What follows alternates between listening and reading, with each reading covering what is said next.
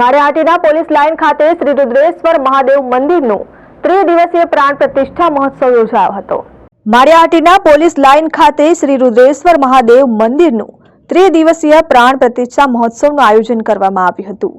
પ્રથમ દિવસે સવારે 9 કલાકે પોલીસ લાઇન ખાતેથી વાજતે ગાજતે રુદ્રેશ્વર મહાદેવ સહિતની મૂર્તિના સામૈયા બાદ નગર યાત્રા નીકળી હતી, જેમાં પ્રથમ દિવસથી જ શાસ્ત્રીજી ધર્મેશભાઈ દ્વારા શાસ્ત્રોક્ત વિધિ પ્રમાણે ઉચ્ચ મંત્રોચ્ચાર દ્વારા મૂર્તિની પૂજા અર્ચન અને યજ્ઞનો પ્રારંભ કરાયો હતો।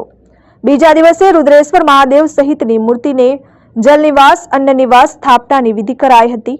બપોરે 12 કલાકે અને હવન બીડું હોમાશે, ત્યારબાદ મૂર્તિ પ્રતિષ્ઠા તેમજ મહાઆરતી તેમજ મહાપ્રસાદ પણ રાખવામાં આવ્યો હતો। આ તકે આ કાર્યક્રમમાં દરેક સમાજના આગેવાન, સામાજિક સંસ્થાના આગેવાનો, સરપંચો સહિત મોટી સંખ્યામાં ધર્મપ્રેમી જનતાએ લાભ લીધો હતો।